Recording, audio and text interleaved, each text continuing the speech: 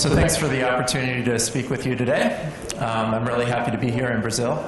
I'm going to be talking today about connecting climate change, air pollution, and health, some work that's been going on in my lab. I'll start with just basic concepts about how air pollution, climate change, and health are related, and especially links between air pollution and climate change. So first, we know that ozone and particulate matter have radiative forcings associated with them and have an influence on climate. Climate change, as it happens, we expect will affect air quality through changes in meteorology, also changes in biogenic emissions, for example. A link that maybe the people in this room have thought less about, that the sources of air pollutants are often the same as the sources of greenhouse gases. And this leads us to think about if we are considering policies that address one or the other problem, we might very well be having effects often beneficial for the other problem. And I'll be giving this influence some attention later as I address the co-benefits of greenhouse gas emissions for air quality and health. And a fourth linkage, as climate change occurs, that changes energy demands, in particular for heating and cooling of buildings, and that has effects on emissions of both air pollutants and greenhouse gases. There's work going on in my lab to address all four of these linkages, but I can only talk about a few of those studies individually here today. And the motivating question for a lot of what we do is how do we plan to address air pollution and climate change in a coordinated way? And we'll make some strides toward addressing that question without completely addressing it today. Okay. First topic, we wanted to know how many people die of exposure to outdoor air pollution every year due to both exposure to ozone and PM2.5. And my group was the first to use a global atmospheric model to address this question. Here we're using the ACCMIP ensemble of global models, so many models listed here. And for each of those models, we looked at their simulated present-day concentrations in 2000, so actually a little bit ago, and compared that with 1850 simulations and called the difference between them anthropogenic air pollution. Then we used methods that we developed in my lab to look at, overlay those concentrations on population, and we got epidemiological concentration response relationships and health statistics from the World Health Organization. And the results that we got are shown here, and one of the interesting things is that you can see that there's quite a bit of spread among the different models listed, and that in itself I think is an interesting finding. But we estimated with big error bars about 500,000 people dying prematurely, these are adults, dying prematurely each year due to exposure to PM2.5 in the world, and over 2 million or so dying prematurely each year due to exposure to PM2.5. So, I'm sorry, ozone on the left, PM2.5 on the right. We know, by the way, that the majority of these deaths are occurring in, or we estimated that they're occurring in East and South Asia. Several of these models also did extra simulation to separate out the effect of past climate change, that is climate change that has already happened, on the particulate matter and ozone that we see today. And we use that to drive a health impact analysis. And you see that the results here are really scattered, that some models are using the understanding of concentrations from some models, we would say that past climate change has increased mortality. In other cases, for other models, it's decreased it. And so that was a little bit unsatisfying, but nonetheless what we got out of the work. And clearly there's a lot more research to be done to understand the effect of climate change on air quality and therefore on health. I'll mention that this is the work of Raquel Silva, who's a PhD student working with me, and she's continuing this work now to look at the future simulations from the same ensemble of models, ACCMIP.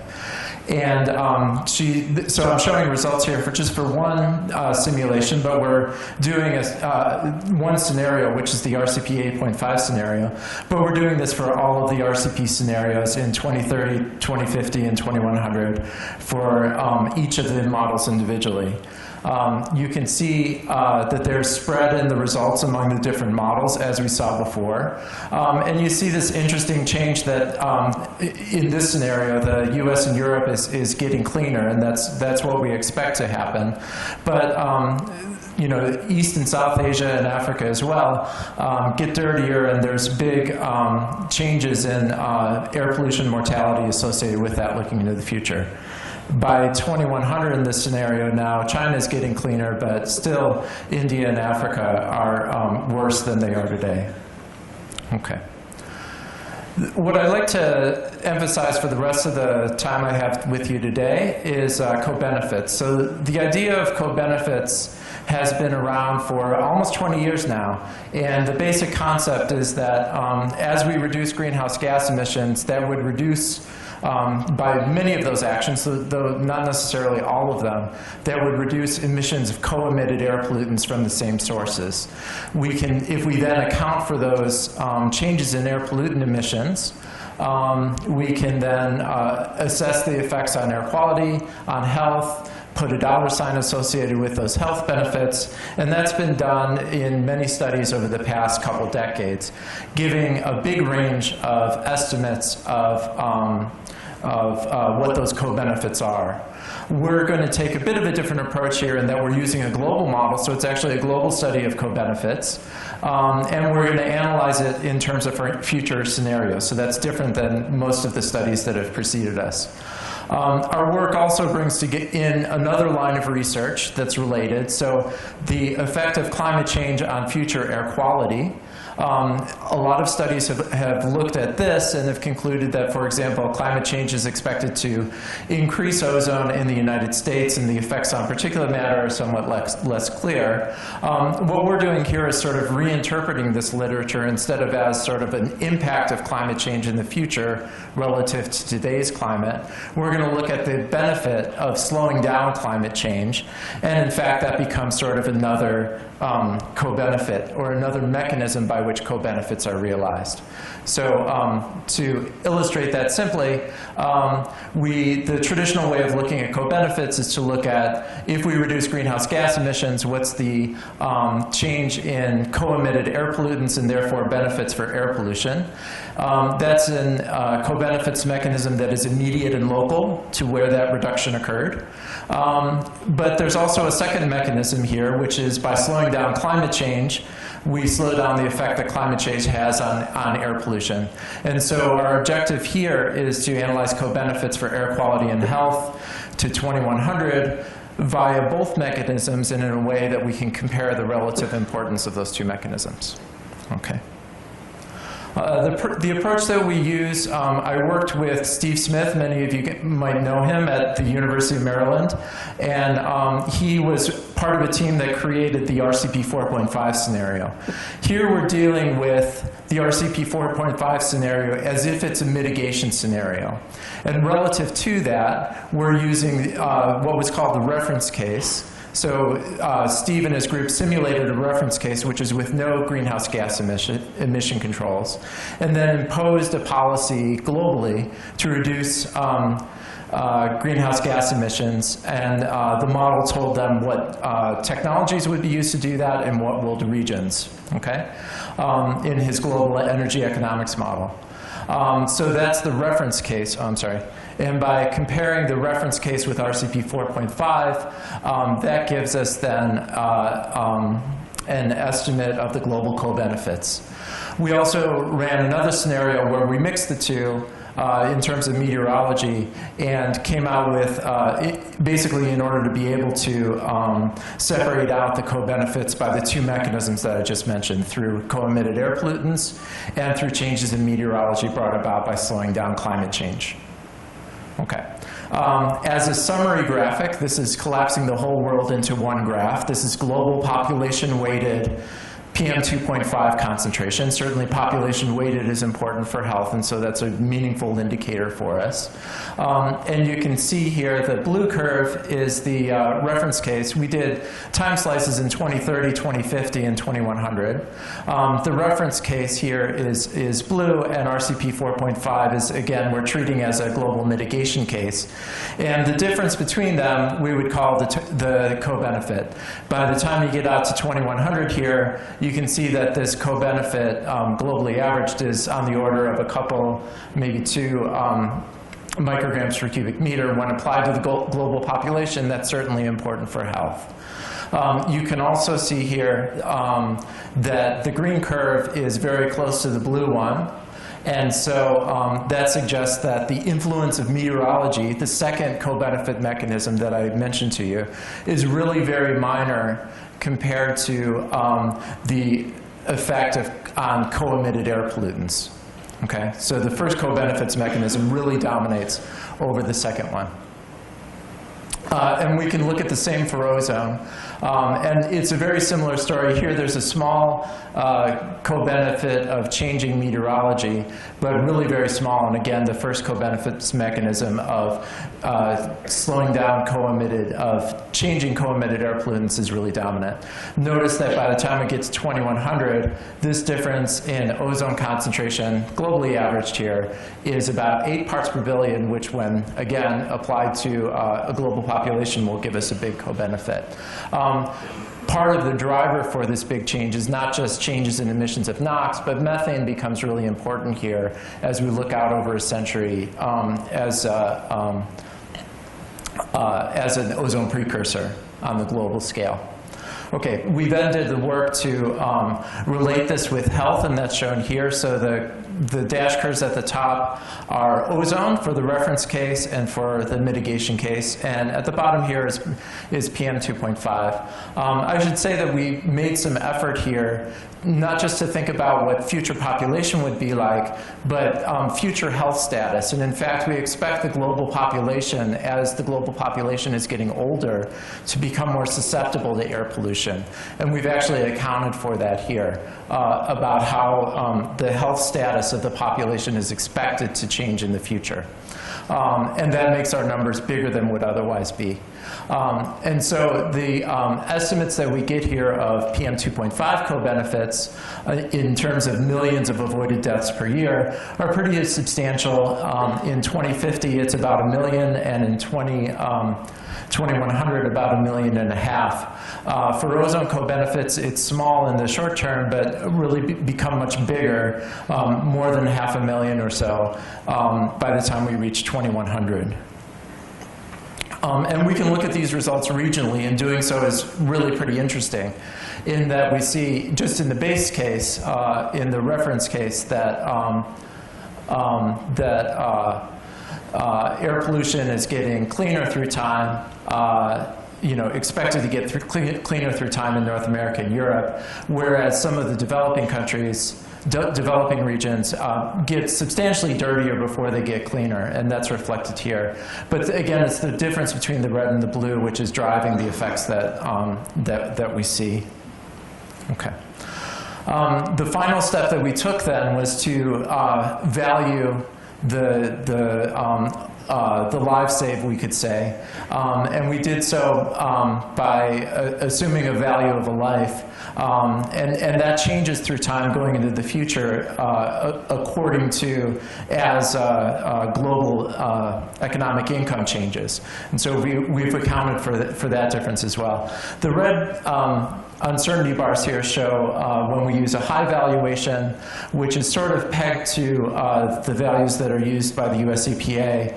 The blue is using a lower valuation, which is the lower range of the values that are used in, suggested for use in Europe today, and then adjusting that to incomes among different regions around the world. So you can see here that in 2030 and 2050, we're getting pretty high co-benefits when these are monetized. The green lines here show the cost of reducing carbon in the first place. So we're comparing the benefits to air quality and human health against the cost of reducing greenhouse gas emissions in the first place. And what we did here was show the median as the solid line and the range as the dashed lines from 13 global energy economics models that all simulated basically the same carbon reduction. Okay, so given that this is the range then of costs, of marginal costs of carbon reductions by 2030, and the range that we're getting here globally averaged of the co-benefits, and you see that the co-benefits are higher. Similarly, for 2050, that's the case as well. By the way, look at how high East Asia is here. Certainly there's a high population exposed to air pollution, but many of the actions that would be taken in East Asia to address climate change would be ones that move away from coal and would have a pretty substantial effect on air quality and health. Okay, and that's reflected in the large co-benefits that are seen in East Asia. By the time we get to 2100, now we're moving up the cost curve for reducing carbon and are left with only more expensive options. And now it's somewhat more comparable, the costs and co-benefits that are shown here. What I've shown here as well is the range of co-benefits in orange here that were estimated by previous studies. And certainly you could argue that our estimates here using the higher valuation exceed what had been estimated before. And there's good reasons to think that our study would come up with higher co-benefits. So our study is global instead of looking locally. And so we're accounting for long-range transport and the influence that that has on air quality. We're also projecting into the future with population growing, susceptibility to air quality, to air pollution for health growing as well, and economic incomes growing. And the economic incomes are important for the valuation that we're using here. Okay? So there's a lot of good reasons to think that using the framework that we've got, that we would end up with higher estimates of valuation. Okay. We're now doing some work to downscale these co-benefits results to the United States. This is the work of Yu-Chang Zhang, who's a PhD student working with me, and I think some of you can appreciate he's doing WRF modeling, smoke modeling of emissions, and CMAQ modeling, and learning all three models is a really pretty difficult task, and he's done a good job with it. And so he's showing here, focusing on the year 2050, what the co-benefits are in the United States. This is air quality co-benefits and not health yet. But you can see substantial reductions of PM2.5 and ozone. The patterns of the two are different.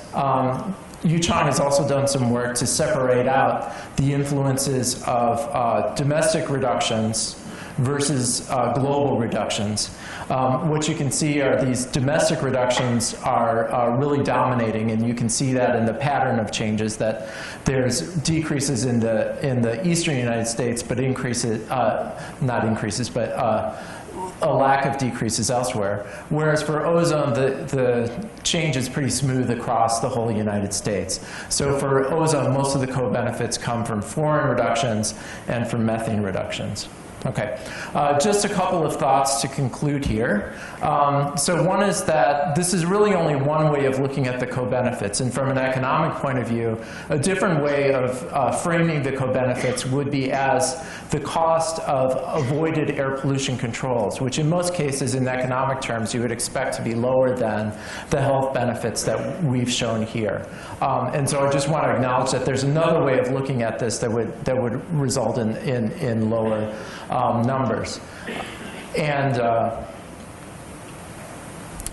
the last thought, we as atmospheric scientists tend to think, I think, about the connections between air pollution and climate change through this figure, and we look at the effect of aerosols and say, oh dear, we'd like to bring down PM 2.5, but that's not a good thing to do for climate change. So what are we left with? And I think we fixate ourselves a little bit on things like black carbon, and certainly black carbon is a good thing to reduce. I think I've shown, or I've tried to show through this presentation, that there's another way that these problems are interrelated, and that if we take action on climate change, that would be a good thing from certainly from an air quality point of view as well, through through the co-emitted air pollutants. Okay, so I'll stop there. Thanks for your attention. Thanks, Jason. We have just time for a quick question. Okay, Paul.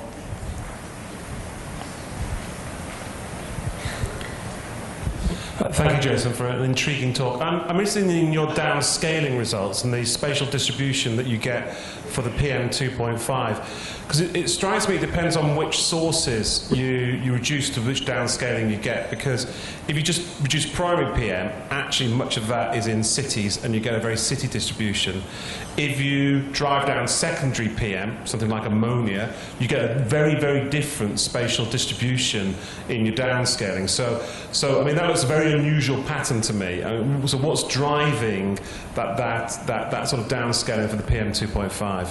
Yeah, good comment. We're reducing everything all at once has come about from sort of realistic emission reduction strategies. And so we're both reducing the primary and the secondary. The secondary, we expect, would have a regional distribution that kind of accounts for this eastern US reduction.